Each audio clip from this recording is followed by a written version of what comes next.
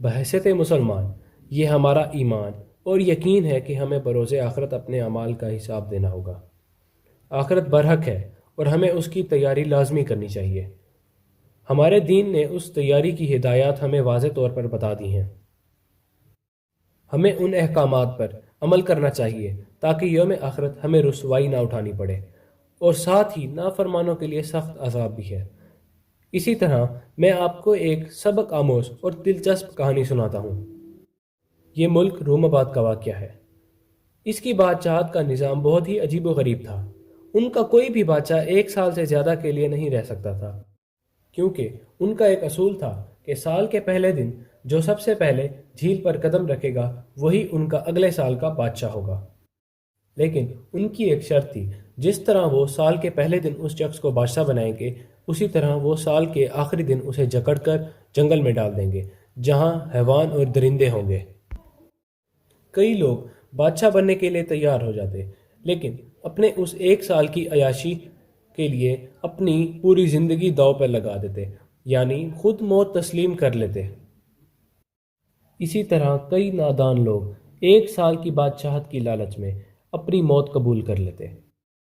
ہر سال جو شخص بھی بادشاہ بنتا وہ اقتدار یعنی عارضی اقتدار اور عیش و عشرت کے نشے میں اس طرح گم ہوتا کہ وہ اپنی آخرت یعنی اس آخری دن، سال کے آخری دن کو ہی بھول جاتا جس دن کا اس نے وعدہ کر رکھا تھا۔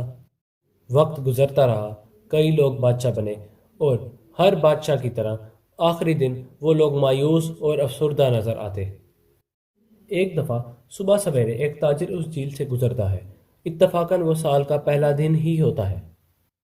اتنے میں روم آباد کے کچھ لوگ اس شخص کو دیکھ لیتے ہیں اور اس کو مبارکباد دینے لگتے ہیں کہ آپ ہمارے نئے بادشاہ ہیں، آپ ہمارے نئے بادشاہ ہیں۔ وہ شخص یہ سن کر بڑا پریشان ہوتا ہے اور ان سے پوچھتا ہے کہ میں آپ کا بادشاہ کیسے بن سکتا ہوں؟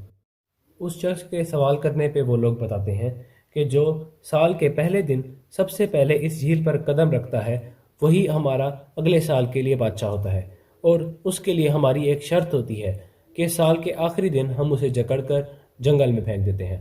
اب آپ ہی ہمارے بادشاہ ہیں، ہمارا یہ اصول ہے۔ وہ شخص بہت پریشان ہوتا ہے اور ان سے سوال کرتا ہے کہ کیا تم لوگ میری ہر بات مانو گے؟ روم آباد کے لوگ کہتے ہیں جی بادشاہ سلامت، ہم آپ کی ہر بات مانیں گے۔ کچھ دیر سوچنے کے بعد وہ شخص ہاں میں جواب دیتا ہے کہ میں تم لوگوں کا بادشاہ بننے کے لیے تیار ہوں۔ یہ تاجر بہت ہی دانشور ہوتا ہے اور اقتدار سنبھالنے کے پہلے دن ہی وہ جا کر اس جنگل کو دیکھتا ہے، اور اس جنگل کو دیکھ کر یہ سوچتا ہے کہ اگر میں نے اس جنگل میں آنا ہی ہے تو کیوں نہ میں اس کو سنوار لوں، کیوں نہ میں اس کو بہتر کر لوں۔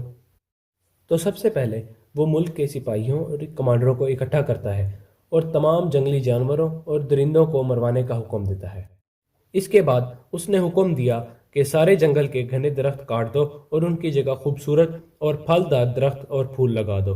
جگہ صاف ہونے کے بعد اس نے وہاں خوبصورت محل بنوایا اور وہاں لوگوں کو آباد کرنے کے لیے گھر بنوائے، فصلیں اگوائیں اور اس جنگل کو ایک خوبصورت ریاست میں بدل دیا۔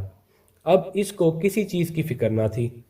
اس طرح اس تاجر نے اس موقع کا فائدہ اٹھاتے ہوئے اپنی سزا کو جزا میں بدل لیا۔ اگر وہ چاہتا تو باقی بادشاہوں کی طرح اس 1 سال کو بھی اقتدار کے نشے میں، عیش و عشرت میں اور اپنی خواہشات پورے کرنے میں گزار سکتا تھا، لیکن اس نے اس 1 سال کو دانشوری سے استعمال کر کے اپنی باقی کی زندگی کو جنت بنا لیا۔ اور سال کے آخری دن تمام لوگ حیران تھے اور اس کی دانشوری کی داد دے رہے تھے۔ تو پیارے دوستو، اس طرح ہم بھی اپنے اس موقع یعنی اس مختصر زندگی کو عبادت کر کے اور احکامات الہی پر عمل کر کے اپنی آخرت سنوار سکتے ہیں۔ ہم بھی اپنی آخرت میں رسوا ہونے سے بچ سکتے ہیں۔